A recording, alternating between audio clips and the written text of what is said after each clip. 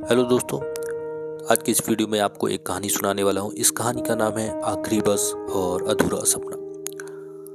तो चलिए इस कहानी को शुरू करते हैं।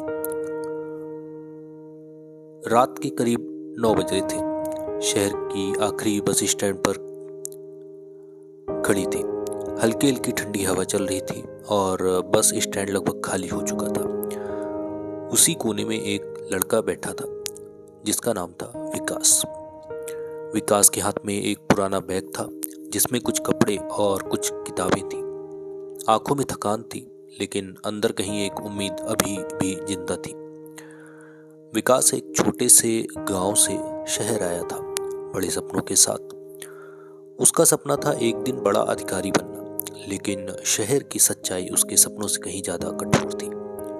दिन में वह एक छोटी सी दुकान पर काम करता और रात में पढ़ाई करता। कई बार भूखा सो जाता, कई बार नींद आंखों में होती, लेकिन किताबें हाथों में।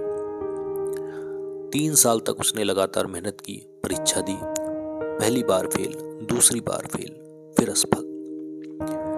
तीसरी बार परिणाम आया और उसका नाम फिर सूची में नहीं था। उस दिन उसे लगा जैसे सब खत्म हो गया।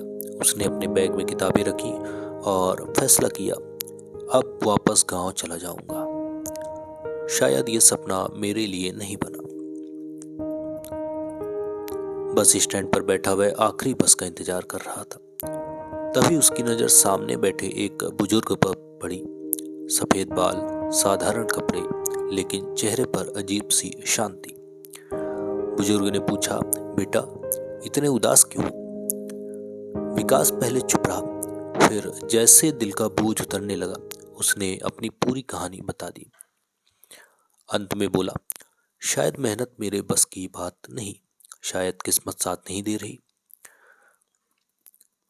बुजुर्ग हल्के से मुस्कुराए और बोले, मैं भी कभी भी तुम्हारी तरह था। 5 बार असफल हुआ, 5 बार लोगों ने कहा छोड़ दो, लेकिन छठी बार वही लोग ताली बजा रहे थे। विकास ने हैरानी से पूछा, फिर आपने हार क्यों नहीं मानी? बुजुर्ग बोले, क्योंकि सपना मेरा था, लोगों का नहीं। और जब सपना अपना हो तो उसे छोड़ने का हक भी किसी और को नहीं होता।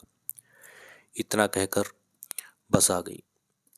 बुजुर्ग उठे और जाते जाते बोले, अगर लौटना है तो थक कर मत लौटो, जीत कर लौटो। बस चली गई, लेकिन विकास वहीं खड़ा रह गया। उसके कदम बस की तरफ नहीं बढ़े। उसने अपने बैग से किताबें निकाली और उसी रात वापस अपने कमरे की ओर चल पड़ा। अगले दिन से उसने फिर से मेहनत शुरू की, इस बार पहले से ज्यादा समझदारी और धैर्य के साथ। 6 महीने बाद परीक्षा हुई, परिणाम आया और इस बार सूची में उसका नाम था। विकास की आंखों में आंसू थे। उसे सबसे पहले उस बुजुर्ग की याद आई, लेकिन वह आज तक नहीं जान पाया कि वो बुजुर्ग कौन थे। शायद वो एक इंसान थे, या शायद वक्त ने ही उसे आईना दिखाया था।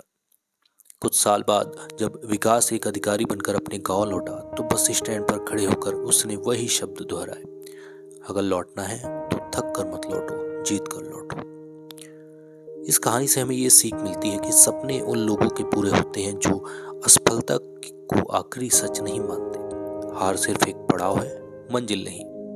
इस कहानी में इतना ही था। मिलते हैं हम अगली कहानी के साथ अगली वीडियो में। तब तक के लिए धन्यवाद।